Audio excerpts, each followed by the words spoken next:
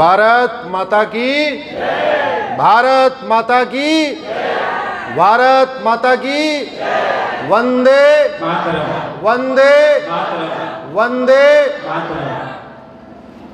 सबसे पहले स्वामी सीताराम जी का मैं आभार व्यक्त करता हूं कि उन्होंने मुझे झारखंड की राजधानी रांची में बुलाया और आप सबके समक्ष अपनी बात रखने का अवसर दिया। आप सब लोग बहुत बड़ी मात्रा में आए हैं, मैं आप सबका धन्यवाद करता हूं। अगले कुछ समय तक हम आपस में एक दूसरे से संवाद करेंगे। एक दो निवेदन है कि मोबाइल को साइलेंट पे डाल लें तो अच्छा रहेगा। घर से फ़ोन होना आएगा तो फिर डिस्टरबेंस होता रहेगा, आप फ़ोन सुनना शुरू करेंगे तो मुझे डिस्टर्ब होगा। और 1 घंटे की बात है, उसके बाद हम भी अपना दिल्ली चले जाएंगे, आप भी अपने घर चले जाओगे, तो 1 घंटे तक आराम से अपनी बातचीत कर लेते हैं। दूसरा निवेदन ये है कि मैं कोई यहाँ पे बहुत भाषण वाषण नहीं देने जा रहा हूँ। यहाँ पे कुछ बात करूँगा तो बीच बीच में आपसे मैं कुछ पूछूँगा। जब भी मैं कुछ पूछूँ तो इतना ज़ोर से बोलिए कि आपकी आवाज़ इस माइक तक आ जाए। तीसरी बात यह कि जो कुछ मैं कहने जा रहा हूँ वो केवल आपसे नहीं कह रहा हूँ। आप ये मत सोचना कि हम केवल आपसे बात कर रहे हैं, क्योंकि आपने देखा होगा ये मेरे साथी राजकमल जी ने एक माइक लगा दिया मुझे, तो यहाँ की रिकॉर्डिंग होगी और मान लीजिए 1 घंटे का वीडियो है तो 10-10, 12-12 मिनट की क्लिप बनेगी, अलग अलग यूट्यूब चैनलों पे जाएगी, टेलीग्राम पे जाएगी, फेसबुक पे जाएगी, यूट्यूब पे जाएगी। तो हमारी आपकी बातचीत लगभग 1 से 2 करोड़ लोगों तक पहुँचेगी, लगभग टेंटेटिवली 2 करोड़ लोगों तक जाती है। तो जो भी रिस्पांस करना है, ताली बजाएं तो ऐसी बजाएं पूरे भारत को पता चले कि रांची में ताली कैसी बजाई जाती है। जवाब दें तो ऐसे जवाब दें कि पता चले कि रांची के लोग कितने जोशीले हैं। मैं कहता हूं ऐसी कोई बीमारी नहीं, और आप पीछे से कहिए जिसकी कोई दवाई नहीं। ऐसी कोई बीमारी नहीं, ऐसी कोई बीमारी नहीं, ऐसी कोई बीमारी नहीं जिसकी कोई दवाई नहीं। मैं कहूँगा ऐसी कोई समस्या नहीं, आप कहेंगे जिसका कोई समाधान नहीं। ऐसी कोई जिसका कोई समाधान नहीं, ऐसी कोई समस्या नहीं जिसका कोई समाधान नहीं, ऐसी कोई समस्या नहीं जिसका कोई समाधान नहीं। ये जो मैंने 2 वाक्य बोले हैं ये जीवन में भी उतने सत्य हैं, परिवार में भी उतने सत्य हैं, समाज में भी उतने सत्य हैं और राष्ट्र के लिए भी उतने सत्य हैं। आज मेरा तीसरा दिन है झारखंड में। मैं परसों देवघर में था, कल मैं गिरिडीह और हजारीबाग में था। गिरिडीह और हजारी के मित्र हमारे साथ में अभी चल रहे हैं, वो हमको विदा करने के बाद ही कह रहे हैं वापस जाएंगे। और आज यहाँ मैं रांची में हूँ। 3 दिन के प्रवास के दौरान मैं लोगों से लगातार बात करता रहा। यहाँ भी जितने लोग मिले हमने सबसे एक ही बात पूछी, समस्या नहीं मुझे समाधान बताओ, समस्या नहीं समाधान बताओ। और एक बात और याद रखना, रोग की चर्चा कौन करता है, डॉक्टर या रोगी? जोर से बोलिए। तो जो बीमारी की चर्चा करे वो कहलाता है रोगी, और जो मूल कारण और दवाई की बात करे वो कहलाता है। दुर्भाग्यवश हमारे देश में रोगी ज्यादा हो गए हैं, डॉक्टर कम हो गए हैं। और फिर से मैंने कहा ऐसी कोई बीमारी नहीं जिसकी कोई दवाई नहीं, बस जरूरत है वो दवा देने की।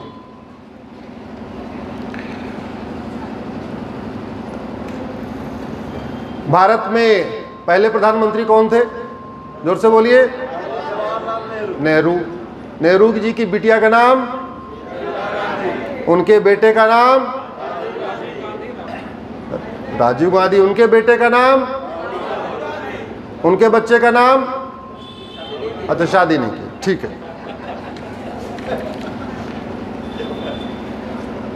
ब्रह्मा जी के बेटे का नाम,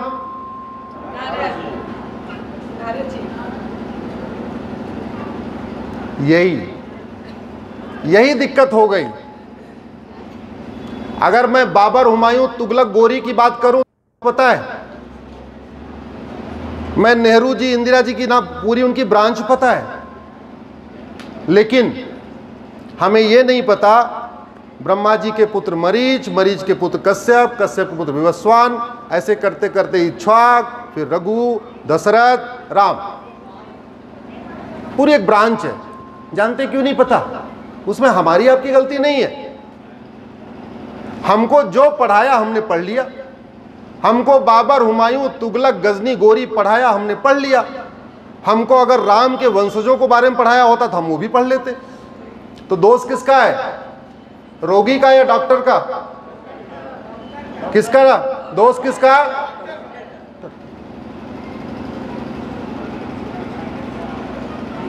तीन समस्याएं जो झारखंड में हैं,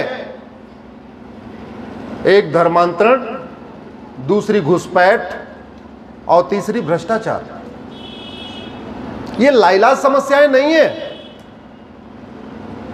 जो लोग यहां पे झारखंड में कन्वर्जन कर रहे हैं, ये फादर पाकिस्तान में कन्वर्जन क्यों नहीं करा लेते? और जो यहां पे चादर चढ़वा के कन्वर्जन करा रहे हैं, वो जापान में कन्वर्जन क्यों नहीं करा लेते? आखिर जो फादर झारखंड में कन्वर्जन करा रहे हैं, वो पाकिस्तान, बांग्लादेश, सिंगापुर क्यों नहीं कन्वर्जन करा लेते? और जो चादर यहां कन्वर्जन करा रहे हैं, वो जापान, सिंगापुर, म्यांमार, वहां कन्वर्जन क्यों करा लेते?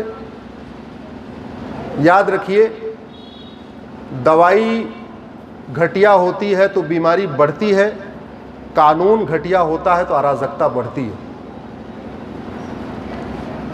यह धर्मांतरण रोकना हमारा सबका काम नहीं है। अरे परिवार में मान लीजिए 100 आदमी का परिवार है, 100 आदमी के परिवार ने तय किया भाई ठीक है 99 लोग 90 लोग बाकी मेहनत करेंगे, कमाएंगे, दवाएंगे, खेती करेंगे, फला फला फला करेंगे। इसमें 10 आदमी है, उनका काम है परिवार की रक्षा करना। परिवार की रक्षा कैसे करना? कोई अवैध रूप से घुसपैठ न करने पाए। परिवार की रक्षा कैसे करना? कोई अन्याय न होने पाए। परिवार की रक्षा कैसे करना? कोई अवैध जमीन पे कब्जा न करने पाए। तो इसीलिए भारत में देश ने संविधान बनाया, संविधान ने पुलिस बनाया, जज बनाया, सांसद बनाया, विधायक बनाया। ये सांसदों का, विधायकों का, जजों का, पुलिस का काम क्या है? घुसपैठ रोकना, धर्मांतरण रोकना, जनसंख्या विस्फोट रखना, माओवाद रोकना, नक्सलवाद रोकना, कट्टरवाद रोकना, जिहाद रोकना, और घूसखोरी रोकना, जमाखोरी रोकना, मिलावटखोरी रोकना, कालाबाजारी रोकना, नशा तस्करी रोकना, मानव तस्करी रोकना, सोना तस्करी रोकना। यही तो उनका काम है। उनका काम क्या है? घुसपैठ रोकना हमारा काम नहीं है, आपका काम नहीं है। घुसपैठ रोकना पुलिस का काम है, जज का काम है, सांसद का काम है, विधायक का काम है, एसडीएम का काम है, डीसी का काम है। इसी बात के लिए उसको वेतन भत्ता, गाड़ी बंगला मिलता है। धर्मांतरण रोकना पुलिस का काम है, जज का काम है, एमएलए का काम है, एमपी का काम है, डीसी का काम है, सीपी का काम है, सांसद और विधायक का काम है। इसी बात के लिए उसको वेतन भत्ता, गाड़ी बंगला मिलता है। यह बहुत बड़ी गलतफहमी हो गई हमें। नहीं, घुसपैठ रोकना समाज का काम है, धर्मांतरण रोकना समाज का काम है। सिंगापुर में समाज नहीं रोकता, काहे नहीं वहां घुसपैठ हो रही है। कोरिया में समाज धर्मांतरण नहीं रोकता, काहे लिए कोई नहीं वहां धर्मांतरण करा लेता। जापान में समाज नहीं आकर रोकता घुसपैठ, काहे लिए कोई नहीं घुसपैठ कर लेता। यह हमारे दिमाग में डाल दिया गया। नेताओं ने अपनी नाकामी छुपाने के लिए, शासकों ने अपनी नाकामी छुपाने के लिए हमारे ऊपर डाल दिया कि नहीं समाज जगेगा तो सब बदल जाएगा। समाज नहीं, सांसद विधायक अपनी ड्यूटी ईमानदारी से करेंगे, कलेक्टर कप्तान ड्यूटी अपनी ईमानदारी से करेंगे, पुलिस और जज अपनी ईमानदारी से ड्यूटी करेंगे, तब धर्मांतरण रुकेगा, तब घुसपैठ रुकेगी। ये बहुत बड़ी गलतफहमी है। सब हमारी ड्यूटी है आम जनता ईमानदारी से अपना काम करना। मजदूर है मजदूरी करना, कृषक है खेती करना, क्लर्क है अपना ड्यूटी करना, वो अपना काम करना। ये जितनी अराजक चीजें हैं इनको रोकने के लिए हमने बाकायदा सिस्टम बनाया हुआ है। दुख इस बात का है वो सिस्टम पूरा नहीं कर रहे।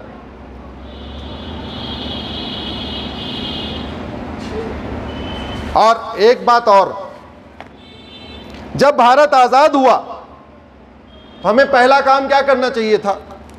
किस लिए आजाद हुए हम लोग? भगत सिंह, सुखदेव, राजगुरु, चंद्रशेखर आजाद, किस लिए इन्होंने अपना इतना बड़ा बलिदान किया? अंग्रेजों को खदेड़ने के लिए या अंग्रेजी व्यवस्था खत्म करने के लिए? जोर से बोलिए जरा। तो अंग्रेज तो चले गए, लेकिन हमारा थाना अंग्रेजी कानूनों से चल रहा है, हमारा जिला अंग्रेजी कानून से चल रहा है, हमारी तहसील अंग्रेजी कानून से चल रही है, हमारी लोकसभा अंग्रेजी कानून से, हमारी विधानसभा अंग्रेजी कानूनों से, हमारा हाई कोर्ट अंग्रेजी कानूनों से, हमारा सुप्रीम कोर्ट अंग्रेजी कानूनों से। तो उनका बलिदान तो व्यर्थ हो गया, उनका बलिदान तो व्यर्थ हो गया ना। स्कूल बनाने में लागत आती है, हमारी सरकारों ने स्कूल बनाया। हॉस्पिटल बनाने में लागत आती है, वो बनाया। हाईवे बनाने में लागत आती है, वो बनाया। एक्सप्रेसवे बनाने में लागत आती है, वो बनाया। कानून बनाने में कोई लागत आती है क्या? जोर से बोलिए। तो क्यों नहीं बनाया? क्योंकि हॉस्पिटल बनाने में ओट और नोट मिलता है। क्या मिलता है? जोर से बोलिए। जहां हॉस्पिटल बनता है वहां के लोग वोट देते हैं और जितने का टेंडर होता है उसका 20% नोट मिलता है। सरकारी स्कूल बनता है तो जहां बनता है वहां का वोट मिलता है और जितने का टेंडर होता है उसका 20%। हो सकता है आपके झारखंड में 20% से ज्यादा हो, कम हो, मेरे को ज्यादा नहीं आइडिया। मैं पूरे देश का ऑन एवरेज बता रहा हूं। हाईवे बनता है, जहां से हाईवे गुजरता है वहां का वोट मिलता है, जितने का टेंडर होता है उसका 20% नोट मिलता है। आप ध्यान से सोचना, पिछले 75 साल में लाखों करोड़ खर्च हो गए। World class airport, world class highway, world class school, world class shopping mall, world class train, world class railway station, सब कुछ वर्ल्ड क्लास हुआ जहां करोड़ों रुपए खर्च होने थे। वर्ल्ड क्लास कानून बना क्या? जबकि कानून तो मुफ्त में बनता है। तो जहां जहां वोट और नोट मिल रहा था वो सारे काम हुए, लेकिन कानून बनाने का ना वोट मिलेगा ना नोट मिलेगा तो कानून नहीं बनाया। जैसे कहावत नहीं है, फला की दौड़ फला, सुना होगा आप लोगों ने, ऐसा कहते हैं, फला की दौड़, समझ गए होंगे क्या कह रहा हूं। वैसे हमारे नेताओं की दौड़ वोट और नोट, सुबह से लेकर शाम तक केवल vote note vote note vote note. इसीलिए शासक तो बदलते रहे, समस्या नहीं बदली। नेहरू जी प्राइम मिनिस्टर हुए, झारखंड में धर्मांतरण हो रहा था। नंदा हुए, गुलजारी लाल नंदा, तब भी धर्मांतरण हो रहा था। लाल बहादुर शास्त्री जी हुए, तब भी धर्मांतरण हो रहा था। गुलजारी लाल नंदा फिर हो गए, तब भी धर्मांतरण हो रहा था। इंदिरा गांधी हुई प्रधानमंत्री, तब भी धर्मांतरण हो रहा था। मुरारजी देसाई हुए, तब भी धर्मांतरण हुआ। चरण सिंह हुए, तब भी धर्मांतरण हुआ। फिर इंदिरा गांधी आ गई, तब भी धर्मांतरण हुआ। धर्मांतरण कभी रुका क्या झारखंड में? जरा बताइए, कभी रुका? राजीव आए, विश्वनाथ प्रताप सिंह आए, चंद्रशेखर जी आए, पीवी नरसिम्हा राव आए, अटल बिहारी वाजपेयी जी आए, एच डी देवगौड़ा जी आए, गुजराल आए, मनमोहन जी आए, अभी सरकार चल रही है। धर्मांतरण रुका क्या? जानते क्यों नहीं रुका? क्योंकि डॉक्टर बदले, दवा, याद रखिए, डॉक्टर तो बदलते रहे लेकिन दवा वही की वही रही।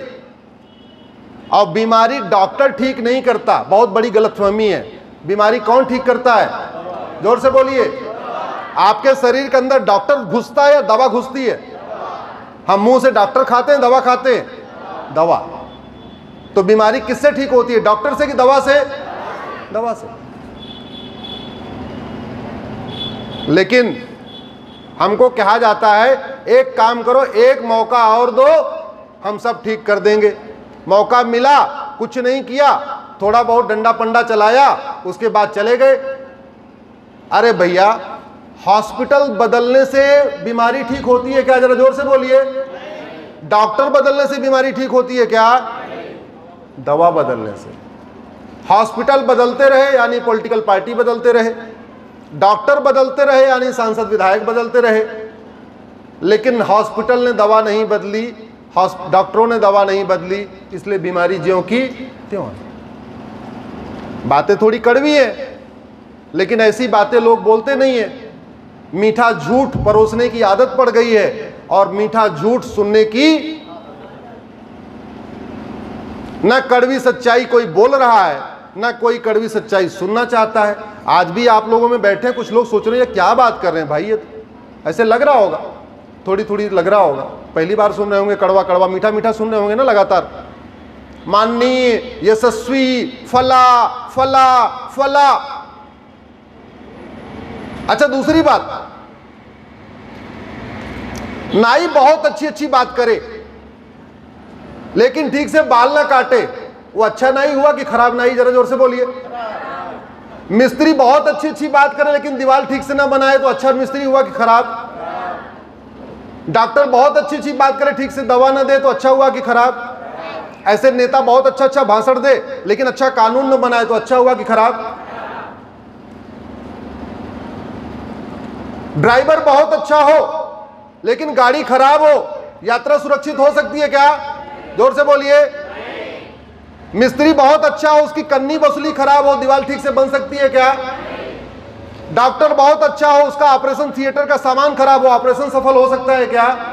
वैसे ही शासक कितना ही अच्छा हो, जब तक नियम कानून अच्छा नहीं होगा, न माओवाद खत्म होगा, न नक्सलवाद खत्म होगा, न कट्टरवाद खत्म होगा, न धर्मांतरण खत्म होगा, न जिहाद खत्म होगा, न लैंड जिहाद खत्म होगा, न मजार जिहाद खत्म होगा, न घुसपैठ खत्म होगी, न घूसखोरी खत्म होगी, न जमाखोरी खत्म होगी, न मिलावटखोरी खत्म होगी, न कालाबाजारी खत्म होगी, न नशा तस्करी खत्म होगी, न मानव तस्करी खत्म होगी, कुछ भी ठीक नहीं होगा। क्योंकि यात्रा तब सुरक्षित होगी जब ड्राइवर भी अच्छा हो और गाड़ी भी अच्छी हो। लेकिन हम ड्राइवर को देख रहे हैं, गाड़ी को देख ही नहीं रहे, गाड़ी है कैसी?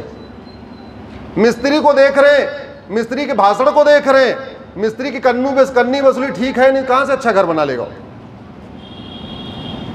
और सारे मिस्त्री कह रहे हैं बस एक बार मौका और दे दो, अगली बार घर अच्छा बना दूंगा। मौका मिला, उन्होंने कन्नी वसूली चेंज किया नहीं तो घर अच्छा बना ही नहीं।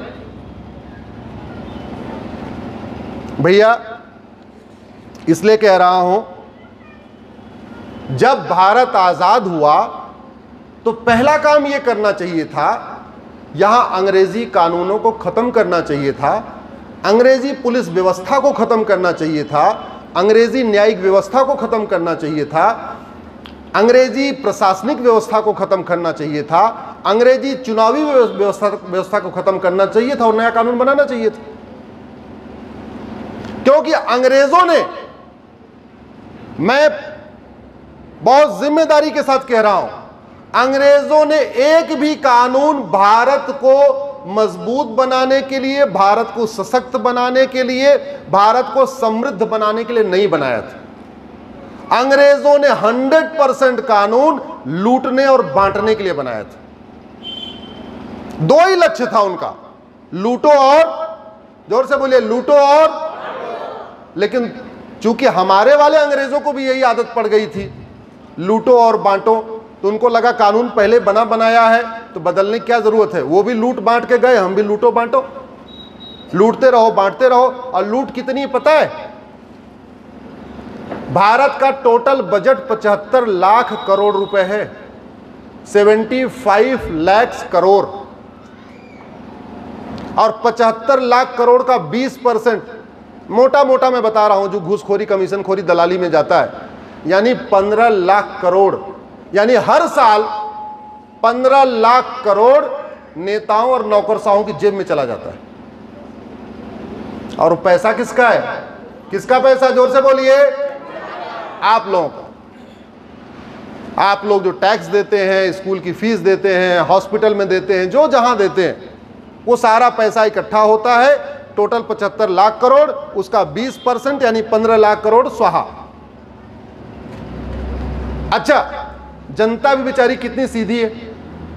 अभी बेटा 500 रुपए मांग ले और अगले दिन फिर 500 रुपए मांगे, बोले कल तो तुम्हें 500 दिया था, क्या किया उसका, पहले हिसाब दो फिर 500 रुपए दूंगा।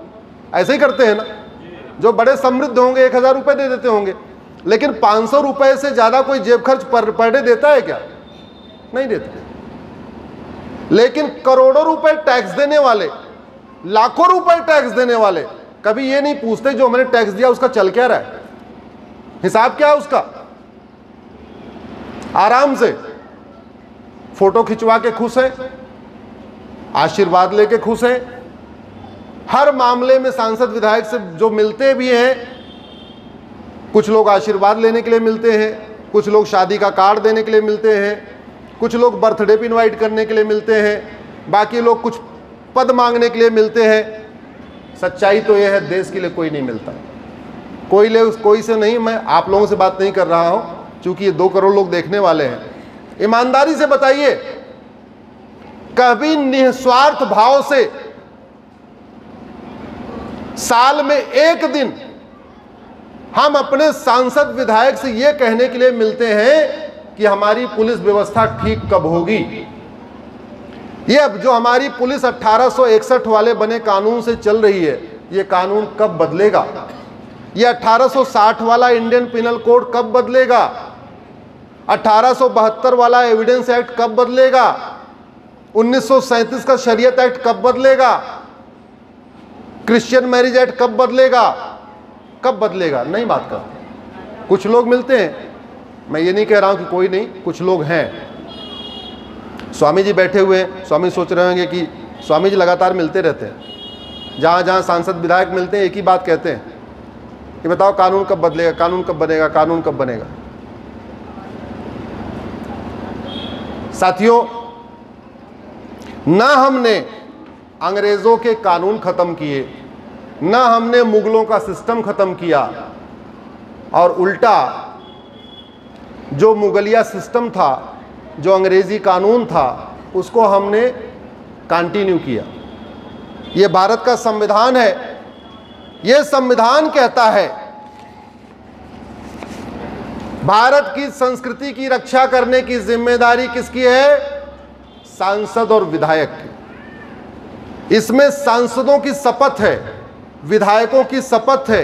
ये बिटिया ला कर रही है, शेड्यूल 3 खोल के देखना, उसमें सुप्रीम कोर्ट के जजेस की शपथ है, हाई कोर्ट के जजेस की शपथ है, कैबिनेट मिनिस्टर की शपथ है, इस चीफ मिनिस्टर की शपथ है, सबकी इसमें शपथ है। सारे लोग शपथ क्या लेते हैं? मैं संविधान के अनुसार, संवैधानिक भावनाओं के अनुसार कार्य करूंगा, ये शपथ लेते हैं। और संविधान क्या कहता है? संविधान कहता है कि भारतीय भाषाओं का प्रचार प्रसार होना चाहिए। संविधान कहता है भारतीय शिक्षा व्यवस्था का प्रचार प्रसार होना चाहिए। संविधान कहता है भारतीय परंपरा का प्रचार प्रसार होना चाहिए। संविधान कहता है भारतीय रीति रिवाज का प्रचार प्रसार होना चाहिए। संविधान कहता है भारतीय संस्कारों का प्रचार प्रसार होना चाहिए। संविधान कहता है सर्वधर्म समभाव जन जन में पहुंचना चाहिए। संविधान कहता है नारी तू नारायणी की भावना सबके अंदर व्याप्त होनी चाहिए। संविधान कहता है वसुधैव कुटुंबकम की भावना सबके अंदर व्याप्त होनी चाहिए। संविधान कहता है प्रकृति के प्रति प्रेम होना चाहिए। संविधान कहता है कि जो हमारी प्राचीन वैदिक परंपरा है उसका प्रचार प्रसार होना चाहिए। और अब तो इस संविधान में हट गया, नहीं तो संविधान के प्रथम पृष्ठ पे राम दरबार होता था। और इस संविधान को अगर आप छोटा करके देखें तो केवल रामायण का उत्तरकांड पढ़ लीजिए, केवल उत्तरकांड, और उत्तरकांड के ज्यादा नहीं 20-25 चौपाइयां, उसी में पूरा संविधान है। क्योंकि संविधान निर्माताओं का लक्ष्य ही था राम राज्य की स्थापना। लेकिन इसका मतलब यह हुआ कि जिन चीजों से हमारी संस्कृति को खतरा है, हमारी भाषा को खतरा है, हमारे संस्कारों को खतरा है, हमारे रीति रिवाज को खतरा है, उसको रोकना किसकी ड्यूटी है? किसने शपथ लिया? सांसद, विधायक, मंत्री, जज, उन्होंने शपथ लिया है। जब धर्मांतरण होता है तो भाषांतरण भी होता है, भाषा बदलती है। जब धर्मांतरण होता है सोच बदलती है। जब धर्मांतरण बदलता है संस्कार बदलता है। जब धर्मांतरण बदलता है रीति रिवाज बदलता है। जब धर्मांतरण बदलता है विवाह संस्कार की परंपरा बदलती है। जब धर्मांतरण होता है अंतिम संस्कार की परंपरा बदल जाती है। जब धर्मांतरण होता है सर्वधर्म समभाव की भावना खत्म हो जाती है। जब धर्मांतरण होता है तो वसुधैव कुटुंबकम की भावना खत्म हो जाती है। जब धर्मांतरण होता है नारी तू नारायणी की भावना खत्म हो जाती है। इसका मतलब जब धर्मांतरण होता है तो राष्ट्रांतरण होता है। जब धर्मांतरण होता है तो, और संविधान की शपथ लेने वालों ने क्या कहा शपथ लेके? मैं इस संविधान के अनुसार भारत की रीति रिवाज, भारतीय परंपरा, भारतीय ज्ञान विज्ञान, भारतीय सभी चीजों को सहेज के रखूं। लेकिन वो कहां लगे हुए हैं? वोट और कहां लगे हुए हैं? उसकी शपथ तो लिया नहीं था। तो जिसकी शपथ लिया नहीं 24 घंटे उसी में लगे हुए हैं। जिसकी शपथ नहीं लिया, जिसकी शपथ लिया वो काम कर नहीं रहे हैं। अब एक बात आप मुझे बताओ,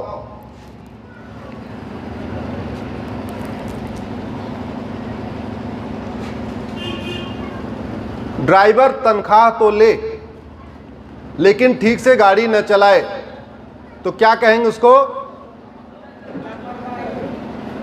कामचोर कहेंगे। अगर तनख्वाह ले रहा है, हराम का खा रहा है, गाड़ी ठीक से नहीं चला रहा है तो क्या कहेंगे? जोर से बोलिए। अपनी ड्यूटी को ईमानदारी से न करना मक्कारी हुई कि नहीं? जोर से बोलिए जरा, मक्कारी हुई कि नहीं?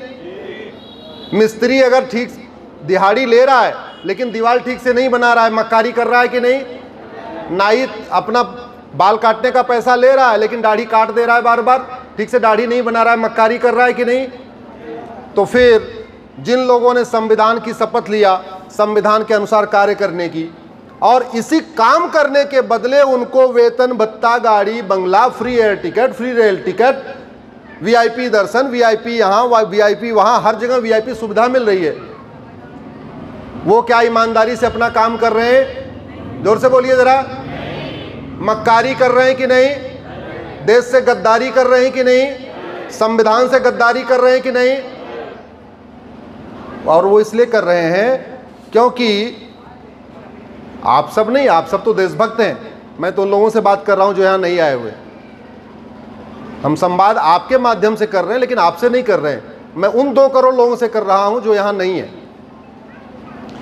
क्योंकि उन्होंने हमें जातियों के आधार पे बांट दिया, भाषा के आधार पे बांट दिया, यादव पटेल में लड़ा दिया, ब्राह्मण ठाकुर में लड़ा दिया, दलित बनाम संवर्ण कर दिया, आदिवासी बनाम फला कर दिया, कुल मिला के उन्होंने तोड़ दिया। तो हम में से अधिकांश लोग पार्टियों के भक्त हो गए, एक्चुअल में देशभक्त तो हुए ही नहीं। कोई सपाई बन गया, कोई बसपाई बन गया, कोई कांग्रेसी बन गया, कोई भाजपाई बन गया, सब बन गए और पार्टी को ही सर्वोत्तम चीज मान लिया। पार्टी के एक छोटे से पद को हमने अपने जीवन का लक्ष्य मान लिया।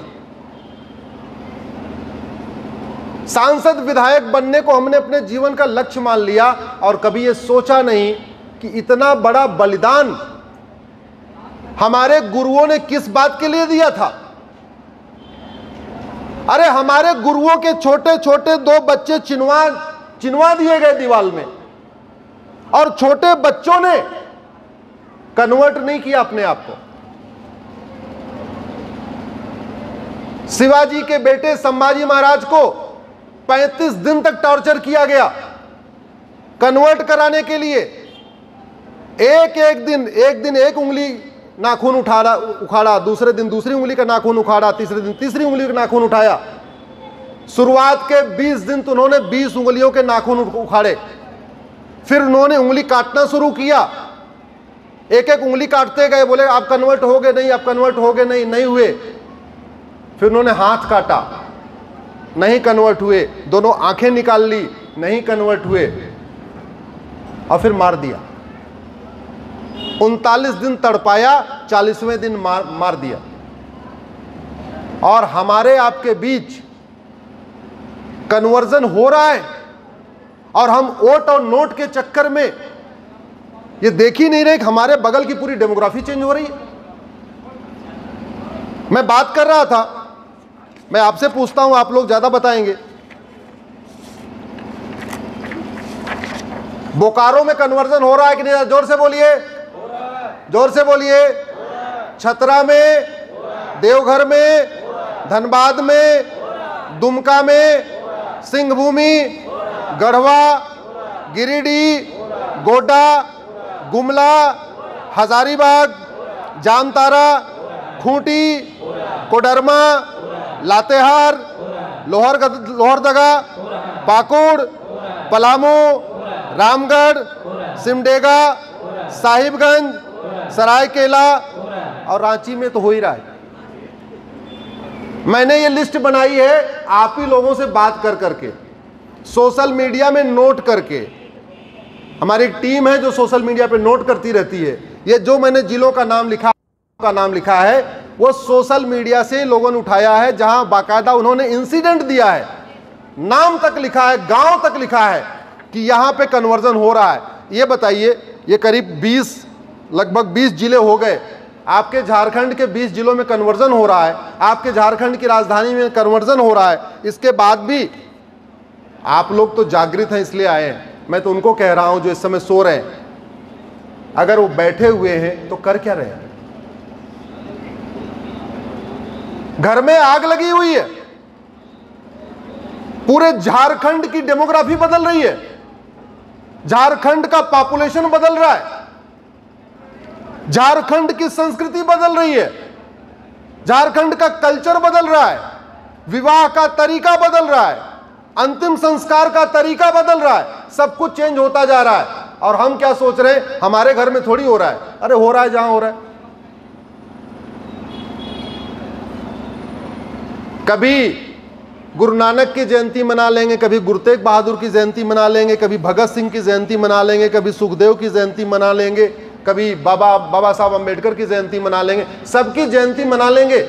लेकिन उन्होंने जो कहा था, उन्होंने जिस चीज के लिए बलिदान दिया वो नहीं करेंगे। और जयंती भी ऐसे मनाएंगे कि फलाने की जयंती मनाने से कितनी वोट आएगी, फलाने की जयंती मनाने से कितनी वोट आएगी, फलाने की जयंती मनाने से कितनी वोट आएगी। मान लो 2 जयंती में क्लैश हो गया, एक में ज्यादा वोट दिख रहा है, बोले काम करो दूसरी वाली जयंती छोड़ दो, इस वाली मना लो। मैं आज आपके रांची से ये कहना चाहता हूं, जो लोग बाबा साहब अंबेडकर को मानते हैं, बाबा साहब अंबेडकर की जयंती मनाते हैं, उनको बताना चाहता हूं, बाबा साहब अंबेडकर तो भारत में संस्कृत को राजभाषा बनाना चाहते थे।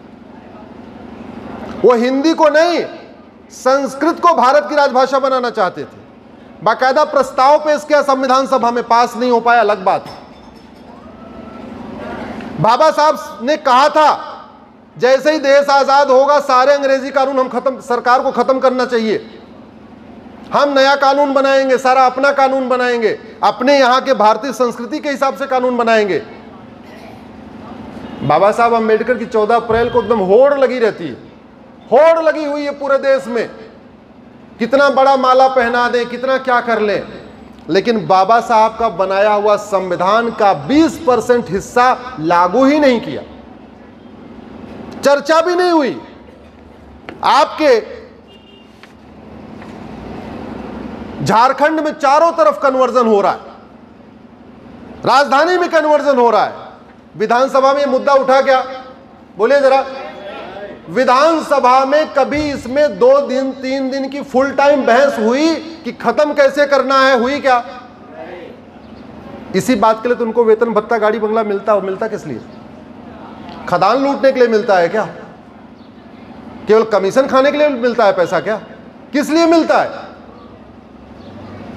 लेकिन वो इसलिए नहीं कर रहे हैं, उनको पता है ये सारे बटे हुए हैं, ये जातियों में बटे हुए हैं, इसलिए इनका कोई दिक्कत नहीं है। ये सारे सुप्त प्राणी हैं, बटे हुए प्राणी हैं, इनको बांट के रखो, अगड़ा बनाम पिछड़ा करके रखो, दलित बनाम संवर्ण करके रखो, ऐसे इधर उधर बांट दो और अपना काम करते रहो, लूटते रहो, बांटते रहो, लूटते रहो, बांटते रहो। मैं आप लोगों से आग्रह करता हूं कि अब आंखें खोलिए,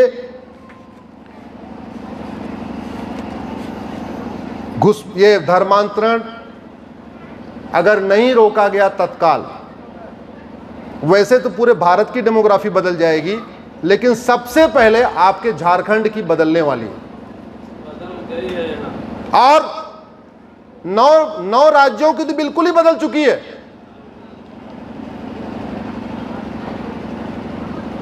लद्दाख में हिंदू केवल 1% बचा हुआ है, केवल 1।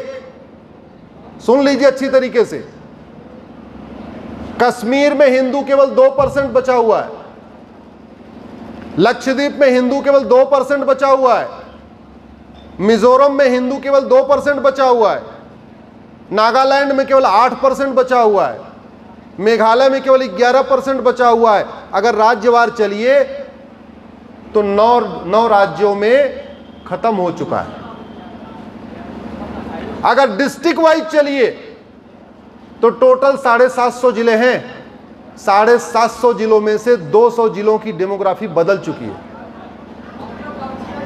बंगाल के 14 जिले बदल चुके हैं, असम के 9 जिले बदल चुके हैं, बिहार के आपके 6 जिले बिल्कुल बदल चुके हैं। झारखंड के कितने बदल गए? लगभग 4 जिले बदल चुके हैं। झारखंड के 4 जिले आपकी डेमोग्राफी बदल चुकी है। उत्तर प्रदेश के 18 जिलों की डेमोग्राफी बदल चुकी है। हरियाणा के 3 जिलों की बदल चुकी है। पंजाब के 3 जिलों की बदल चुकी है। गुजरात के 6 जिलों की बदल चुकी है। महाराष्ट्र के 8 जिलों की बदल चुकी है। गोवा के 3 जिलों की, केरल के 3 जिलों की।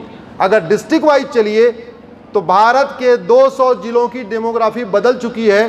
टोटल 750 जिले हैं, 200 जिलों की बदल चुकी है। अब बचे कितने? लगभग 550। और अभी भी नहीं जागे तो ध्यान रखिए, डे बाय डे बदल रही है। अब कुछ लोग सोचते होंगे इसमें हमारा क्या काम है।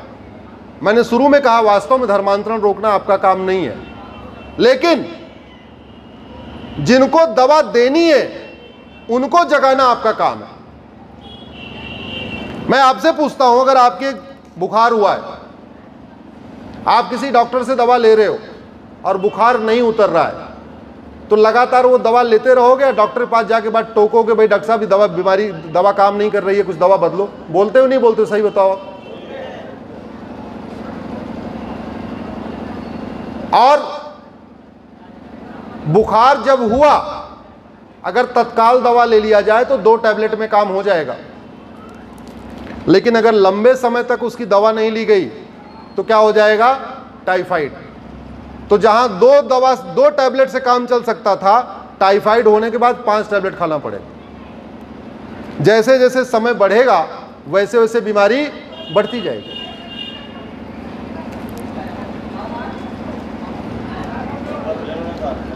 अगर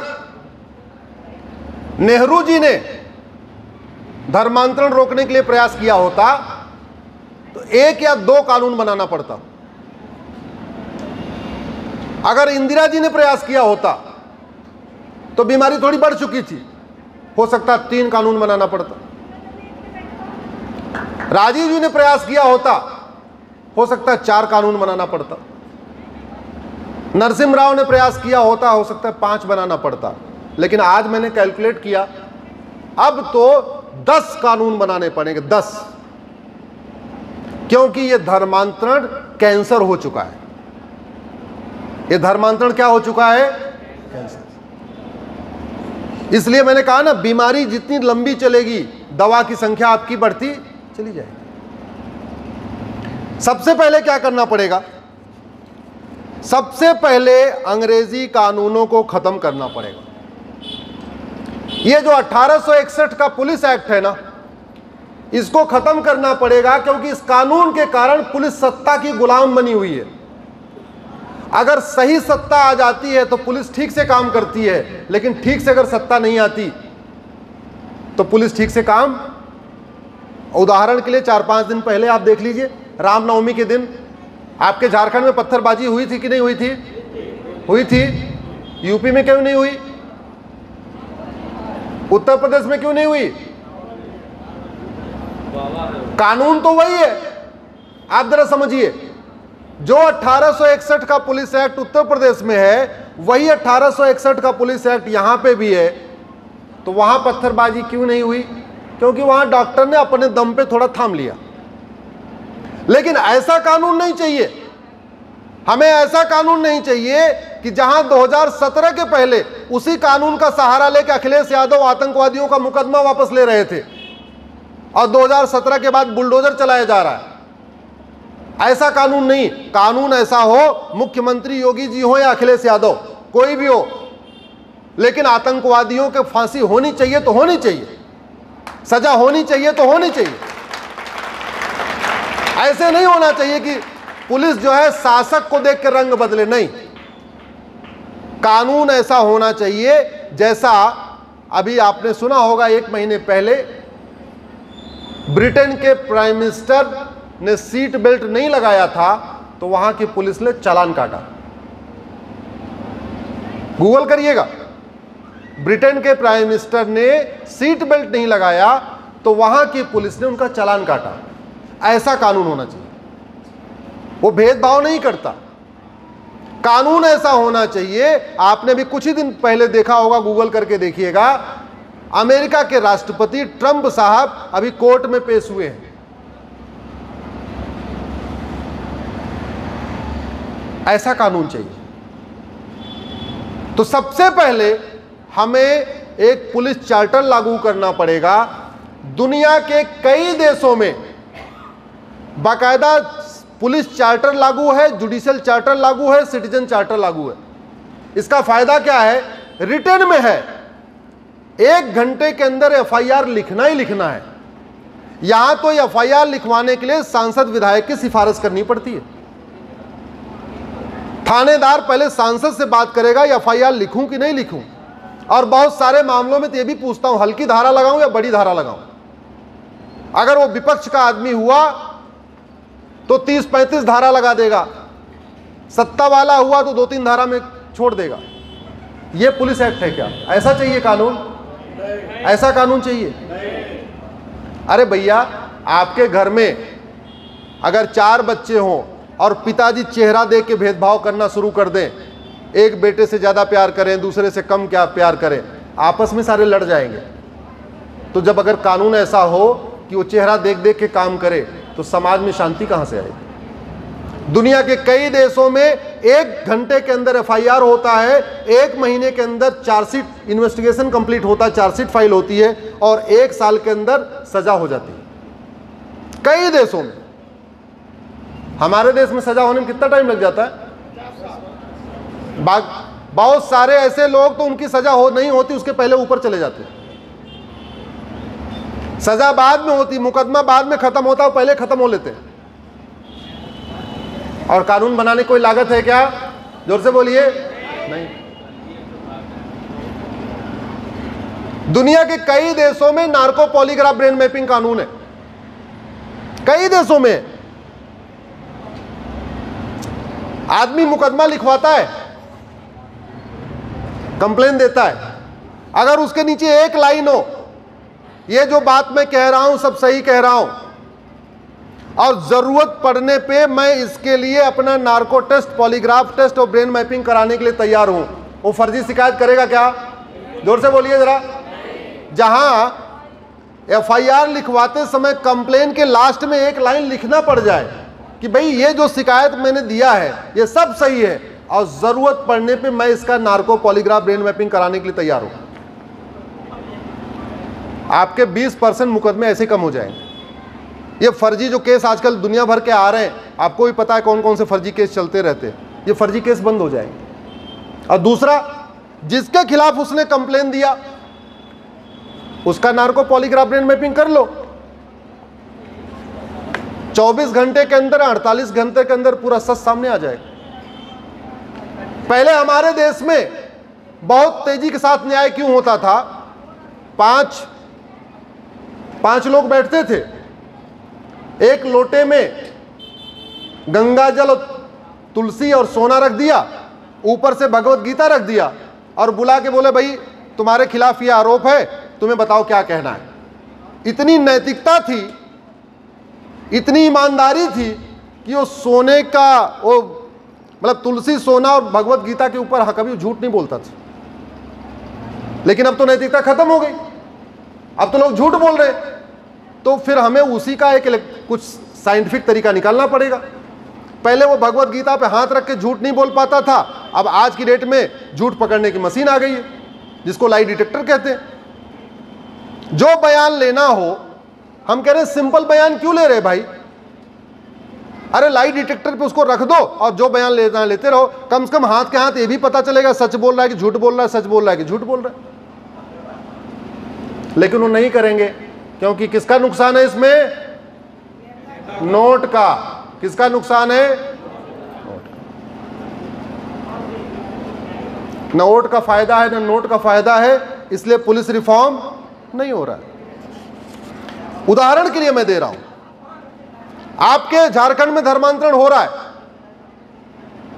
स्वामी जी गए शिकायत करने, स्वामी जी से कंप्लेन में लिखवा लो, स्वामी जी तैयार हो जाएंगे। हमने जो कहा है भाई धर्मांतरण यहाँ हो रहा है, मैंने देखा है, मेरे सामने प्रमाण है, इसके लिए जरूरत पड़ने पे मैं अपना नार्को तैयार हूं कराने के लिए। लेकिन जिसके खिलाफ इन्होंने आरोप लगाया उसको पकड़ लो, उससे पूछो भाई धर्मांतरण कराया क्या? वो कहेगा नहीं, बोले चल तेरा भी टेस्ट करेंगे। 48 घंटे के अंदर यह पता चल जाएगा धर्मांतरण हुआ कि नहीं हुआ। 48 घंटे के अंदर यह पता चल जाएगा स्वामी महाराज सही बोल रहे हैं या वो सही बोल रहा है।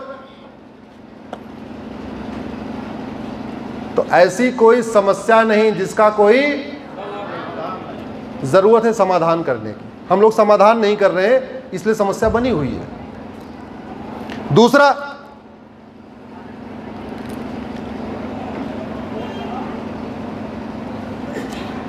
आप लोगों ने खली का नाम सुना है? कौन है खली? बच्चे लोग जानते हैं खली को? पहलवान, पहलवान, पूरा 7 फीट का लंबा पहलवान। अभी खली आके यहां खड़ा हो जाए और चैलेंज कर दे इस भीड़ में, हमारे साथ कुश्ती कौन लड़ेगा? कोई हाथ उठाएगा क्या? जोर से बोलिए। नहीं उठाएगा। उसी खली को नवरात्रा करा दिया जाए पानी पे, बोले तुझे भाई 9 दिन का व्रत रखना है, केवल जल पीना है। या चलो वो नहीं, थोड़ा और लंबा कर देते हैं भाई, तेरे को वो जैन मुनि करते हैं ना, 1 महीने तक पानी पी के रहते हैं, बोले तुम्हें जैन व्रत करना है, 1 महीने केवल पानी पिलाओ और फिर लाके खली को खड़ा कर दो आप। फिर खली से कोई हाथ मिलाने के लिए तैयार होगा कि नहीं? जरा बोलिए आप में से। जिस खली से आप हाथ मिलाने में डरते थे, उसी खली को उठा के पटकने के लिए तैयार हो गए। अंतर क्या आया? पहले खली मजबूत था और 1 महीने में जैसे ही आपने उसका रसद पानी काटा, जैसे उसकी सप्लाई काट दिया भोजन की, वो कमजोर हो गया। कमजोर हो गया तो आपने आग उठा के पटक दिया। इस देश में धर्मांतरण कराना है तो सबसे पहले 1894 में जो अंग्रेजों ने कानून बनाया था, लैंड एक्विजिशन एक्ट, और वो कानून बना के भारत में, पूरे भारत में मिशनरियों की मुफ्त में जो जमीन बांट दिया था, सबसे पहले उनसे वो जमीन वापस लेना पड़ेगा। बहुत कम लोगों को पता है, चर्चा भी नहीं होती है। मैंने कहा ना, अंग्रेजों ने सारे काम या तो लूटने के लिए बनाए थे या तो बांटने के लिए बनाए थे। 1894 में अंग्रेजों ने कानून बनाया, उसको कहते हैं लैंड एक्विजिशन एक्ट, और वो कानून बना के पूरे भारत में Saint Paul academy, Saint Francis academy, Xavier academy, फला एकेडमी, फला एकेडमी, फला एकेडमी, पूरे भारत में उन्होंने एकड़ के एकड़, 10 एकड़, 15 एकड़, 20 एकड़ जमीन दे दिया उनको, स्कूल खोलने के नाम पे, हॉस्पिटल बनाने के नाम पे और चर्च बनाने के नाम पे। जो पूरे देश में सिविल लाइन बनी हुई है, पता नहीं झारखंड में सिविल लाइन है कि नहीं है, वैसे पूरे देश में सिविल लाइन बनी हुई है। ये सिविल लाइन की जमीन भी उसी कानून से एक्वायर की गई थी, और वो जो जमीन दी गई थी वो 99 साल की लीज पे दी गई थी। जो अंग्रेजों ने Xavier academy, Saint Paul academy, Saint Francis academy, Saint Mary academy, जो भी एकेडमी है, जो उनको जमीन दिया था, कितने साल पे दिया था? पहली बात तो क्या उनको अधिकार है कि हमारी जमीन लेके किसी को बांट दें? हो बोलिए। और चलो बांट भी दिया और 99 साल पूरा भी हो गया, तो हमारे सांसदों विधायकों की क्या ड्यूटी है जिन्होंने इसकी शपथ लिया है कि हम संविधान के अनुसार काम करेंगे? या तो सरकार अपने पास ले ले, नहीं तो जिनकी जमीन अंग्रेजों ने एक्वायर किया था उनको दे दे। मैं इस आज झारखंड की धरती से आह्वान करता हूं, पूरे देश भर में आप अपने अपने पैतृक संपत्ति के बारे में पता करिए।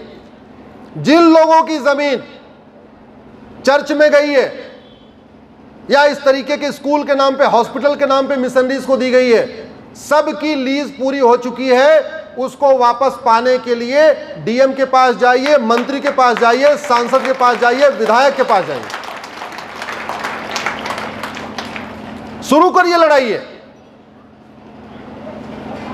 खली को कमजोर करना है तो भोजन उसका बंद करना पड़ेगा, धर्मांतरण रोकना है मिशनरियों को कमजोर करना पड़ेगा। मिशनरियों को कमजोर करने का सबसे बढ़िया तरीका, उनको 99 साल की जो लीज पे जमीन दी गई थी वापस लिया जाए।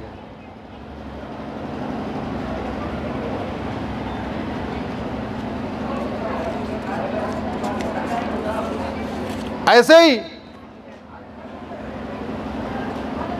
एक कानून बनाया गया 1995 में, वक्फ एक्ट। बड़ा खतरनाक कानून है, इतना खतरनाक कानून है कि अभी वो स्कूल के ऊपर आके हाथ रख दे कि हमारी प्रॉपर्टी है, तो इस स्कूल के प्रबंधक को, इस स्कूल के मालिक को सालों साल लग जाएंगे इस स्कूल को ये सिद्ध करने में कि नहीं नहीं वक्फ प्रॉपर्टी नहीं है। झारखंड का जो आदिवासी है, जो सिमडेगा में है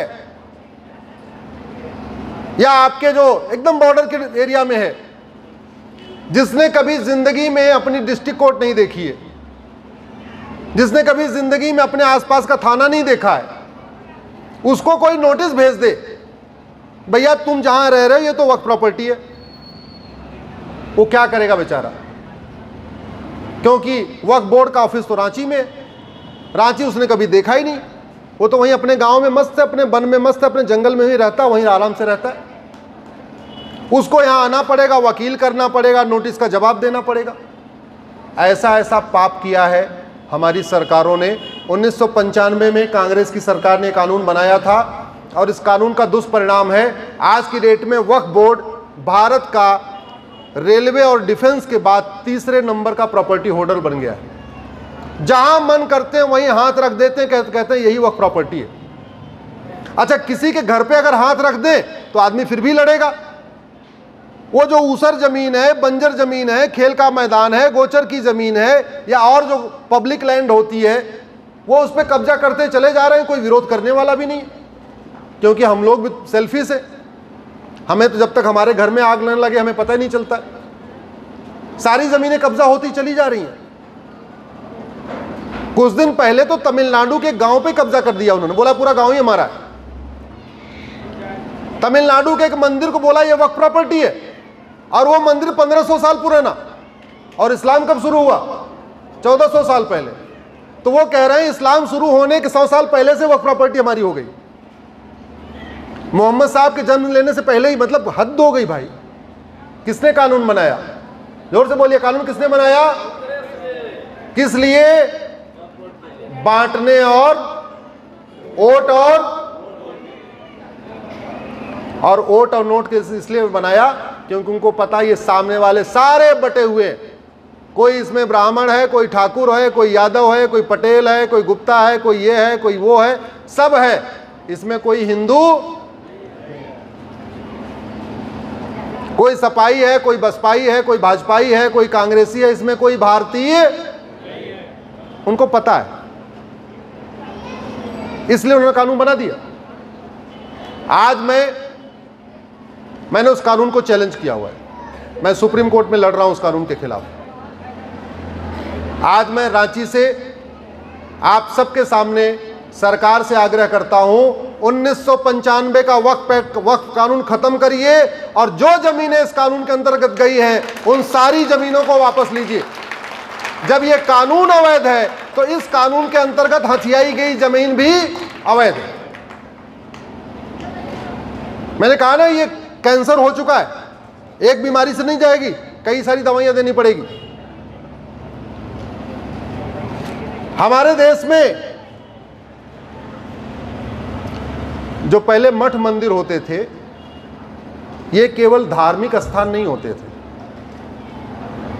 हमारे मठ मंदिर हमारे रिलीजियस सेंटर थे, हमारे कम्युनिकेशन के सेंटर थे, हमारे हेल्थ सेंटर थे, हमारे सोशल सेंटर थे, हमारे पावर सेंटर भी थे। जहां मठ मंदिर होता था वहां एक व्यायामशाला होती थी, एक अखाड़ा होता था, एक यज्ञशाला होती थी, एक वेदशाला होती थी, एक आयुर्वेदशाला होती थी, एक विवाहशाला होती थी, और लोग अपना व्यापार भी करते थे। जिसको दूध बेचना होता था मंदिर के पास आता था, अपना दूध बेच देता था। जिसको अपना गेहूं चावल बेचना होता था, गेहूं चावल वहीं बेच देता था। जिसको खरीदना होता था वो खरीद लेते थे। तो मंदिर अपने आप में कंप्लीट पावर सेंटर था। वहीं चर्चा भी हो जाती थी, भाई क्या चल रहा है, क्या नहीं चल रहा है, क्या करना है, क्या नहीं करना। इन मठ मंदिरों की ताकत थी। 1857 की मंगल पांडे जी की क्रांति को मात्र 15 दिन के अंदर उन्होंने मेरठ से लाहौर पहुंचा दिया। यह उनकी पावर थी, यह उनका नेटवर्किंग सिस्टम था। मंगल पांडे जी की जब क्रांति हुई 1857 में, न फोन था, न मोबाइल था, न व्हाट्सएप था, न टेलीग्राम था, न फेसबुक था, न ट्विटर, कुछ था क्या? कुछ नहीं था। लेकिन 15 दिन के अंदर उन्होंने मेरठ में क्रांति हुई है ये बात लाहौर पहुंचा दिया, ढाका पहुंचा दिया, कन्याकुमारी पहुंचा दिया, द्वारका पहुंचा दिया। इतना तगड़ा नेटवर्किंग सिस्टम था। जैसे रिले रेस होती है ना, रिले रेस, एक आदमी 20 किलोमीटर दौड़ा, दूसरा 20, सारे मठ मंदिर एक दूसरे से दौड़ते चले गए और 15 दिन के अंदर बात चारों देशों, चारों कोनों में फैल गई।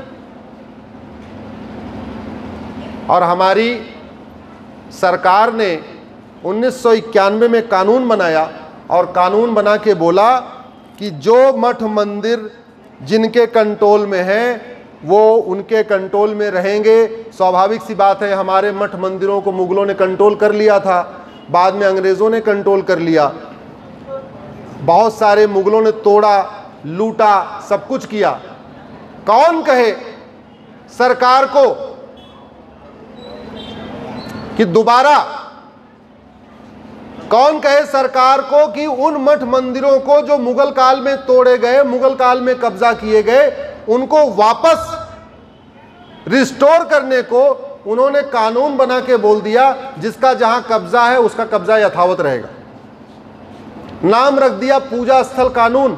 नाम से लगता है ऐसे हिंदुओं के भले के लिए बनाया है, पूजा स्थल कानून, लेकिन एक्चुअल में वो हिंदुओं के विरोध में बनाया गया। मैंने उस कानून को सुप्रीम कोर्ट में चैलेंज किया है। मेरे समझ से शायद 14 जुलाई को फिर से सुनवाई होनी है। तो उस कानून को मैं सुप्रीम कोर्ट में लड़ रहा हूं, लेकिन आप लोग भी तो कुछ करो। अरे जब घर में आग लगती है, घर में आग लगती है तो मान लीजिए परिवार में 10 लोग हैं, तो क्या क्या करते हैं बताइए, कौन क्या करता है?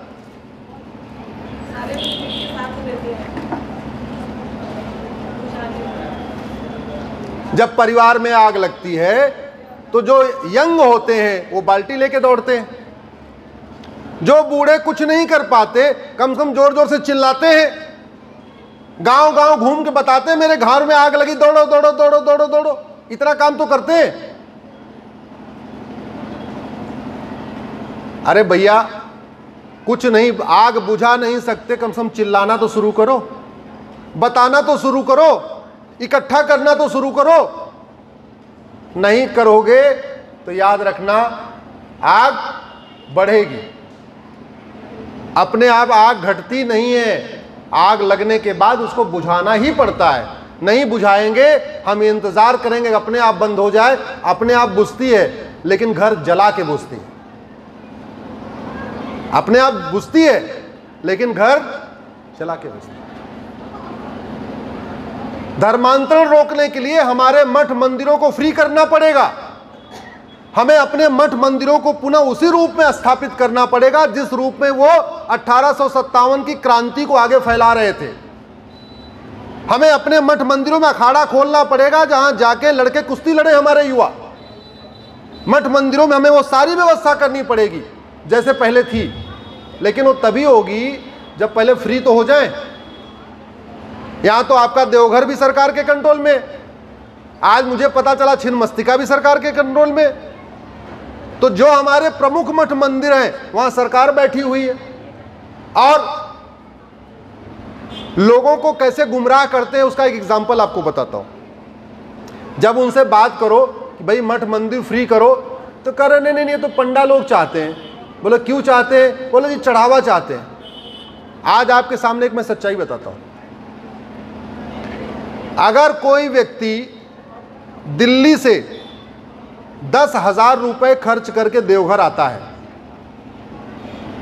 तो याद रखिए 9,000 रुपए वो बाकी कामों में खर्च करता है। मंदिर में कितना चढ़ाता होगा? 500 या 1,000, मैक्सिमम 1,000। जो 10,000 खर्च करेगा वो 1,000 से ज्यादा नहीं चढ़ाएगा। इसका मतलब 90% तो उसने कहां खर्च किया? रेलवे का टिकट खरीदा, ऑटो का किराया दिया, होटल का कमरे का किराया दिया, चाय नाश्ता किया, खाना पीना खाया। चढ़ाया कितना उसने? 500 या 1,000। चलो हमने माना 1,000 चढ़ा लिया। वैसे 1,000 कम ही लोग चढ़ाते हैं आजकल, 500 वाले चढ़ाते हैं। 10,000 रुपए वाले जो ज्यादा हैं, जो 20,000 खर्च करते हैं, वो 1,000 चढ़ाते हैं। एवरेज में लेके चल रहा हूं। अब 10,000 में से 1,000 चढ़ाया, यानी 10% चढ़ाया, 90% बाकी खर्च हो गया। जो 1,000 चढ़ाया उसमें 300 रुपए पंडा जी को मिलता है। 700 रुपए कौन ले लेता है? सरकार। 700 कौन लेता है? अब लेकिन वहां जो अव्यवस्था है उसके लिए गाली कौन खाता है? पंडा जी। 10,000 रुपए में से पंडा जी को मिला मात्र 300 रुपए। 300 रुपए में उन्होंने दर्शन करवाया, मंत्र पढ़ा, सारा काम किया, लाइन में आपको आगे ले गए, सब कुछ करा दिया। और भीड़ हुई तो गाली कौन खा रहा है? मतलब 9700 रुपए सरकार के पास गए। नहीं, सरकार के पास 97 तो कम से कम 5,000 तो गया गया। मंदिर में 700 गया, ट्रेन का किराया सरकार के पास गया। और होटल में गए तो होटल वाला जीएसटी गया, खाना खाया तो खाने वाला जीएसटी गया। तो सारा तो सरकार के पास जा रहा है। वो कह रहे नहीं, जो 1,000 चढ़ा है इसमें से भी 700 लेंगे। अरे भैया, चर्च में तुम्हें 1 रुपए लेने की हिम्मत नहीं पड़ती? किसी मजार से 1 रुपए टच करने की हिम्मत नहीं पड़ती? दरगाह से 1 रुपए छूने की हिम्मत नहीं पड़ती? मस्जिद में से 1 रुपए छूने की हिम्मत नहीं पड़ती? केवल हिम्मत कहां पड़ती है? और वो क्यों? क्योंकि कोई यादव है, कोई पटेल है, कोई ब्राह्मण है, कोई क्षत्रिय है, कोई आगड़ा है, कोई पिछड़ा है, कोई दलित है, कोई बनवासी है, बटे हुए। कोई सपाई है, कोई भाजपाई है, कोई कांग्रेसी है, कोई कुछ। उनसे हिम्मत इसलिए नहीं पड़ती कि उनके लिए पार्टी कोई मतलब ही नहीं रखती। अगर पार्टी उनके लिए मतलब रखती तो पूरे देश में वो एक ही पार्टी को वोट देते। वो राजस्थान में एक पार्टी को वोट देते हैं, दिल्ली में आम आदमी पार्टी को वोट देते हैं, उत्तर प्रदेश में अखिलेश यादव को वोट देते हैं, बिहार में आरजेडी को वोट देते हैं, बंगाल में टीएमसी को वोट देते हैं, केरल में वामपंथियों को वोट देते हैं। उनकी कोई पार्टी है क्या? तो किसी पार्टी के भक्त हुए क्या? किसी पार्टी के लॉयल हुए क्या? उनके लिए सबसे ऊपर क्या है? जो उनका हित ठीक रखे। हमें उनसे सीखना चाहिए।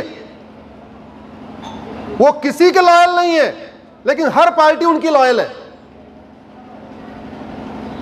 अगर वो किसी पार्टी के लॉयल होते तो पूरे देश में उसी पार्टी को वोट देते ना। वो तो हर राज्य में अलग अलग पार्टी कोड दे रहे हैं, स्ट्रेटजी बना बना के दे रहे हैं। और सबसे बड़ी बात ये, बिहार में सारी पार्टियों ने पता नहीं क्या क्या दे दिया।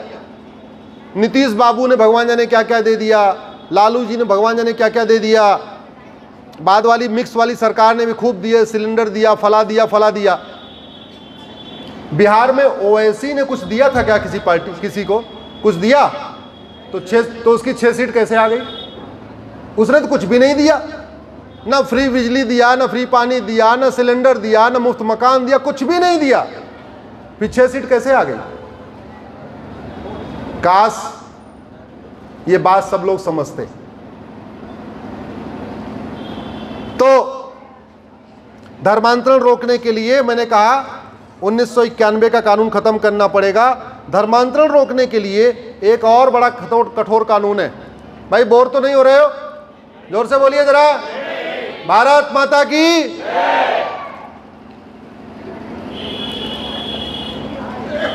हमने धर्मांतरण पे इतना डिटेल कहीं डिस्कशन किया नहीं, आज पहली बार झारखंड में कर रहा हूं।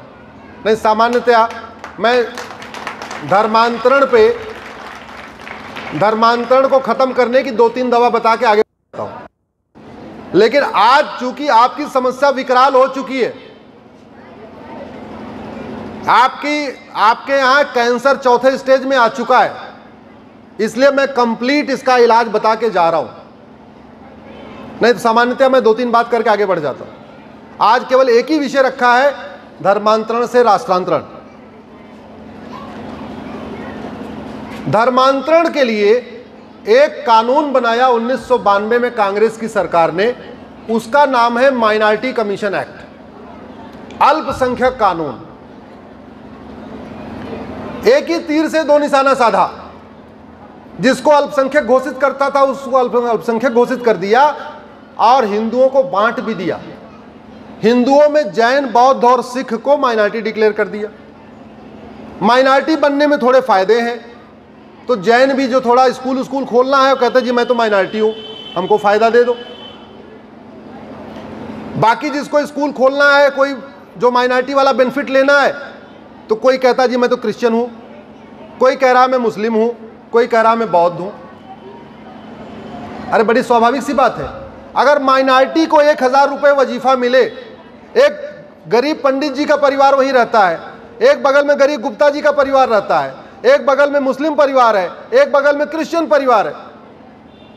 मुस्लिम परिवार को 1000 रुपए मिल रहा है माइनॉरिटी के नाम पे, क्रिश्चियन को 1000 रुपए मिल रहा है माइनॉरिटी के नाम पे, और उतना ही गरीब गुप्ता जी है, उतना ही गरीब यादव जी है, उतना गरीब पंडित जी है। तो क्या करेंगे? 1000 रुपए के चक्कर में रिलीजन वाले कॉलम में या तो क्रिश्चियन लिखवा देंगे, या मुस्लिम लिखवा देंगे, या बौद्ध लिखवा देंगे। कुछ न कुछ तो लिखवा देंगे ना। गरीब आदमी क्या करेगा? स्टेट स्पॉन्सर्ड कन्वर्जन हो रहा है। यह कानून बनाया गया हिंदुओं को बांटने के लिए और धर्मांतरण कराने के लिए। अगर यह कानून नहीं खत्म हुआ तो याद रखिए धर्मांतरण नहीं रुकेगा। मैंने इस 1992 के माइनॉरिटी कमीशन एक्ट को भी सुप्रीम कोर्ट में चैलेंज किया हुआ है, सुनवाई चल रही है, और हमें पूरा भरोसा है कि 2023 में यह कानून खत्म हो जाएगा। जब तक ये माइनॉरिटी मेजॉरिटी का कॉन्सेप्ट रहेगा तब तक धर्मांतरण नहीं रुकेगा। ये माइनॉरिटी मेजॉरिटी को एकदम खत्म करना पड़ेगा। अब मैं उत्तर प्रदेश से हूं, जैसे आपके यहां लोग पैसे के लिए क्रिश्चियन बन रहे हैं, हमारे यहां पैसे के लिए बौद्ध बन रहे हैं। वो क्या हो रहा है, वो चाहे यादव जी हैं, पटेल हैं, जो भी हैं, एक बार अगर क्रिश्चियन बन जाएंगे तो शादी विवाह करने में दिक्कत आएगी। जो पहले रोटी बेटी का रिश्ता वो डिस्टर्ब हो जाएगा।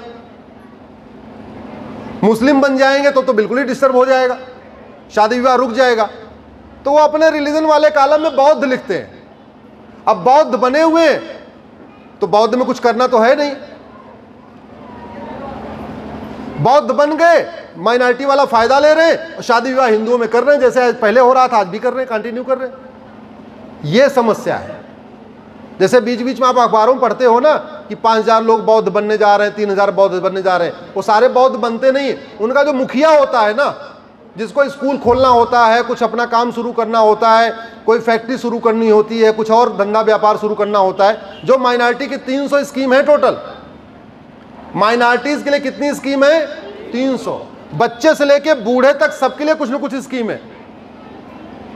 उसका फायदा लेने के लिए वो कहता है जी हम तो बौद्ध हो गए। अंदर अंदर तो ठीक रहता है, लेकिन पब्लिकली चूंकि बौद्ध बन गया तो चारों हिंदुओं फिर भगवान को गाली भी देता है। क्योंकि अगर पब्लिकली वो कहे मैं बौद्ध हूं, फायदा लेना है तो बोलना पड़ेगा बौद्ध हूं। तो अगर कोई पूछेगा तुम बौद्ध क्यों बन गए, तो बुराई तो करनी पड़ेगी ना भाई, बिना बुराई किए थोड़ी कुछ रहेगा, बुराई करेगा। तो बहुत सारे आर्थिक लाभ के लिए नोट के चक्कर में, मैंने कहा ना ओट और नोट, सारा खेल ओट और नोट का है। बहुत सारे नोट के चक्कर में बौद्ध बन रहे, क्रिश्चियन बन रहे, केवल और केवल उनको पैसा मिलता रहे। इसलिए मैं कह रहा हूं ये माइनॉरिटी मेजॉरिटी वाला कानून खत्म करना पड़ेगा। एक सबसे इंपॉर्टेंट, कन्वर्जन के लिए बहुत मोटी फंडिंग हो रही है, बहुत बड़ी फंडिंग हो रही है। हवाला से फंडिंग आ रही है, खाड़ी देशों से, यूरोप के देशों से एफसीआरए कानून बनाया था 2010 में कांग्रेस की सरकार ने, उसके जरिए आ रही है।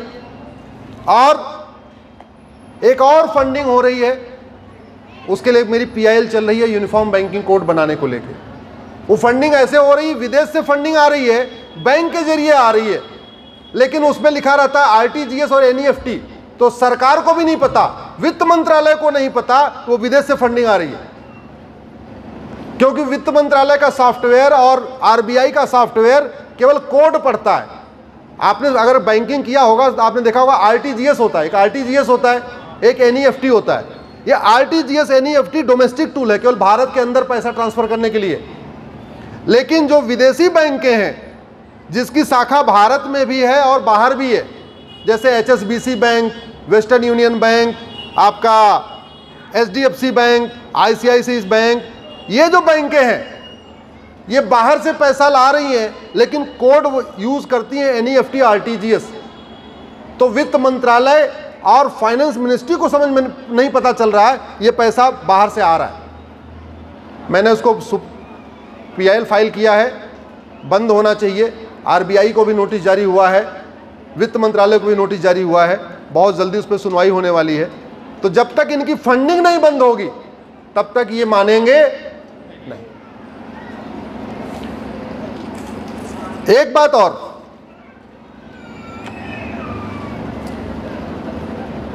ये जो कन्वर्जन कराते हैं स्कूलों के नाम पे कराते हैं, ये कहते हुए कराते हैं कि मेरा तो आईसीएसई बोर्ड है, हमारी किताब बहुत अच्छी है, हमारे यहाँ पढ़ोगे तो डॉक्टर इंजीनियर बन जाओगे। ऐसा करते नहीं करते? यहाँ भी करते होंगे, आपके एरिया में भी करते होंगे। संविधान कहता है सबको समान अवसर मिलना चाहिए। समान अवसर तब मिलेगा जब इस देश में वन नेशन वन सिलेबस होगा, वन नेशन वन करिकुलम होगा, one nation one education board होगा। तो ये आईसीएसई खत्म हो, सीबीएसई खत्म हो, एक भारतीय शिक्षा बोर्ड बने, पूरे देश की एक किताब हो, वो कोई सा स्कूल हो, सरकारी स्कूल हो, प्राइवेट स्कूल हो, डीपीएस हो, डीएवी हो, कुछ भी हो, किताब एक होनी चाहिए, तब जाके कन्वर्जन रुकेगा। इस पे मेरी पीआईएल चल रही है सुप्रीम कोर्ट में कि सारे बोर्ड मर्ज कर दिए जाएं, one nation one education board लागू किया जाए। और याद रखिए, जब तक मंत्री और संतरी के बच्चे की किताब एक नहीं होगी तब तक आपसी भाईचारा, जब तक किसान और कृषि मंत्री के बच्चे की किताब नहीं एक होगी, जब तक मालिक और मजदूर के बच्चे की एक किताब नहीं होगी, जब तक मेरे बेटे की किताब, मेरे ड्राइवर के बेटे की किताब एक नहीं होगी, तब तक दोनों में भाईचारा। तो समान शिक्षा का एक फायदा ये होगा कि आपसी भाईचारा बढ़ेगा, दूसरा फायदा ये होगा ये जो मिशनरी स्कूल कन्वर्जन करा रहे हैं, मुझे लगता है अपने आप ही खत्म हो जाएंगे।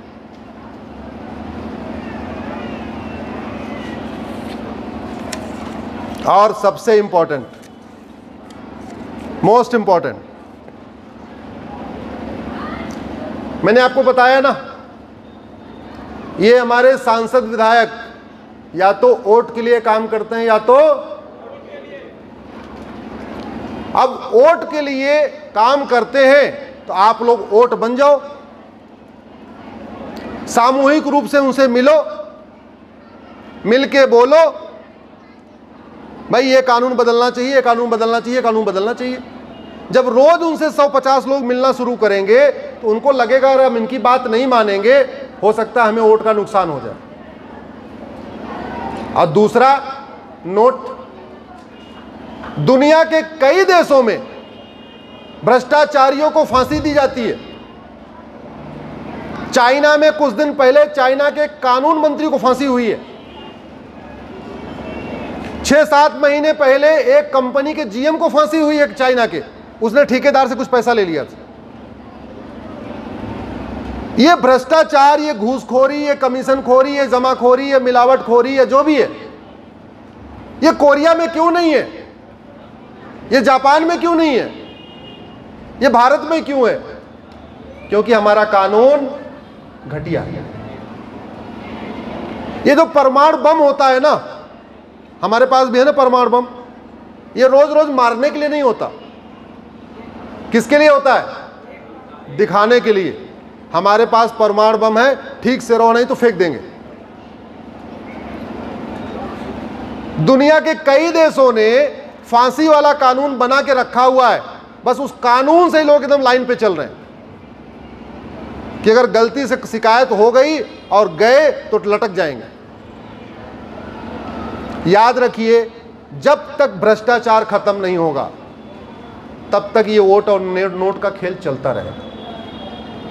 जब तक भ्रष्टाचार खत्म नहीं होगा तब तक धर्मांतरण नहीं रोकेगा। और ये जो कहने को कोई दलित नेता है, कोई पिछड़ों का नेता है, ये सब फालतू बतौलेबाजी है। ये जो गरीबों के नेता कहते हैं ना, इनफैक्ट भारत में सबसे अमीर वही है। जितना ज्यादा गरीबों का नेता है, ये मान लीजिए वो उतना ही ज्यादा अमीर है। मैं ऐसे ऐसे गरीबों के नेता को जानता हूं जो सुबह से लेकर शाम तक कहते हैं मैं तो दलितों का नेता हूं, मैं गरीबों का नेता हूं। हजार करोड़ की प्रॉपर्टी तो मैं जानता हूं उनकी। ये जितने दलितों के नेता हैं, गरीबों के नेता हैं, इसमें बहुत सारे या तो उनका ऑस्ट्रेलिया में फार्म हाउस बना हुआ है या लंदन में फार्म हाउस बना हुआ है, कुछ न कुछ उन्होंने अपना जुगाड़ किया हुआ है।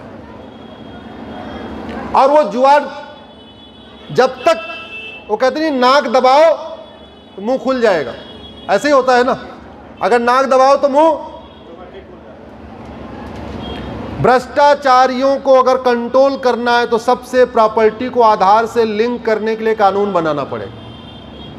जैसे प्रॉपर्टी को आधार से लिंक करेंगे तो ये जो सफेद पोश लुटेरे अपने ड्राइवर के नाम पे, अपने नाई के नाम पे, अपने धोबी के नाम पे, अपने साले के नाम पे, अपने बहनोई के नाम पे, अपनी सरहज के नाम पे, अपने फलाने के नाम पे जो करोड़ों करोड़ों की प्रॉपर्टी इकट्ठा करके बैठे हुए हैं ना, ये भारत छोड़ के भाग जाएंगे। केवल प्रॉपर्टी को आधार से लिंक करो और भ्रष्टाचारियों को फांसी देने का कानून बनाओ। इस देश से कम 5000 सफेद कुर्ता पैजामा वाले भारत छोड़ के भाग जाएंगे। और ये करना इसलिए जरूरी है क्योंकि याद रखिए, जो लोग खेती किसानी से जुड़े हैं उनको पता है पहले बुआई नहीं की जाती, पहले जुताई की जाती है, गुड़ाई की जाती है, निराई की जाती है, खरपतवार उखाड़ा जाता है, फिर उसमें अगर जुताई गुड़ाई निराई किए बिना, खरपतवार निकाले बिना अगर आप बीज डालोगे वो बीज भी खराब हो जाएगा। कल मेरी एक पीआईएल पे सुनवाई है, कल मैं अभी आज रात को जा रहा हूं, कल इस पे बहस है जिसमें हमने मांग किया है कि प्रॉपर्टी को आधार से लिंक किया। और सबसे ताज्जुब की बात ये मेरी पीआईएल दिल्ली हाई कोर्ट में है। तो जब हाई कोर्ट में पीआईएल होती तो आप पूरे देश को पार्टी नहीं बना सकते, केंद्र को पार्टी बना सकते और उस राज्य को पार्टी बना सकते हैं। दिल्ली सरकार इसमें पार्टी है। 2019 से मेरी पीआईएल चल रही है, लेकिन वो कट्टर ईमानदार मुख्यमंत्री जवाब नहीं दे रहा है। आज तक दिल्ली सरकार ने अपना काउंटर फाइल ही नहीं किया। लैंड का मैटर था, सुप्रीम कोर्ट का जजमेंट आ गया कि जो लैंड है दिल्ली में, ये दिल्ली सरकार के अंडर में है। तो शुरुआत में 2 साल तो ये मामला अटकता रहा कि गृह मंत्रालय जवाब देगा कि दिल्ली सरकार जवाब देगी। 2 साल पहले सुप्रीम कोर्ट का फैसला आ गया कि नहीं नहीं, जो लैंड वाला मैटर है ये दिल्ली सरकार का है। 2 साल से दिल्ली सरकार के वकील, कट्टर ईमानदार मुख्यमंत्री के वकील आके खड़े होते हैं, टाइम मांग लेते हैं। अगर आम आदमी पार्टी के विधायकों के पास काला धन नहीं है, उनके पास बेनामी संपत्ति नहीं है, उनके पास आय से अधिक संपत्ति नहीं है, तो प्रॉपर्टी को आधार से लिंक करने से क्यों भाग रहे भाई? क्यों भाग रहे? इसका मतलब इस कट्टर ईमानदार सरकार के कट्टर विधायकों ने, कट्टर मंत्रियों ने मोटा माल कमाया है। प्रॉपर्टी को आधार से लिंक करने से भाग रहे हैं, इसका मतलब इन्होंने खूब फार्म हाउस बनाया है। और अपने नाम पे नहीं बनाया होगा, साले के नाम बनाया होगा, या बहनोई के नाम बनाया होगा, या ड्राइवर के नाम बनाया होगा, या नाई के नाम, या धोबी के नाम बनाया होगा। लेकिन हम भी लगे हुए हैं, प्रयास कर रहे हैं, देखते हैं कल क्या होता है। कल मैटर लगा हुआ है। तो मैं फिर से कह रहा हूं, जब तक भ्रष्टाचारियों को फांसी देने का कानून नहीं बनेगा, तब तक इस देश में अच्छी कानून बनाना नामुमकिन है। क्योंकि उनके पास पावर है, वो टिकट खरीद लेते हैं, उनके पास इतना पैसा है, वो टिकट खरीद लेते हैं, सांसद विधायक मंत्री बन जाते हैं। जिनको कानून बनाना आता है वो संसद विधानसभा पहुंच नहीं पाते, और ये लुटेरे संसद विधानसभा पहुंच जाते हैं, लूटते रहते हैं, लूटमार करते रहते हैं। तो आप लोग यही कर सकते हो, और कुछ नहीं कर सकते। आग नहीं बुझा सकते, कम से कम चिल्लाना तो शुरू करो, कानून की मांग तो करो, कभी निस्वार्थ भाव से अपने सांसद विधायक से तो मिलो। आप लोगों से मतलब जो बैठे हुए नहीं, मैं सबकी बात कर रहा हूं, जो लोग इसको सुन रहे हैं। और आपको अगर मेरी बात ठीक लगे तो इस वीडियो को आगे भी बढ़ा देना, आप शेयर करना, फॉरवर्ड करना। और याद रखिए, ये धर्मांतरण केवल मोबाइल के फॉरवर्ड करने से बात रुकेगा नहीं। अच्छा कानून केवल मोबाइल पे फॉरवर्ड करने से नहीं आएगा। या तो अपने वोट की ताकत दिखानी पड़ेगी, या तो आपके पास नोट तो है नहीं, तो काहे की ताकत दिखा सकते हो? वोट की। मैं सबसे निवेदन करता हूं, जातियों से उठो, अगड़ा पिछड़ा छोड़ो, भारतीय बनो, हिंदू बनो, सनातनी बनो, और कठोर कानून के लिए सरकार से मांग करो। आपने मुझे इतनी देर सुना, मैं सबको आभार व्यक्त करता हूं, सबको धन्यवाद करता हूं। भारत माता की। जिंदाबाद।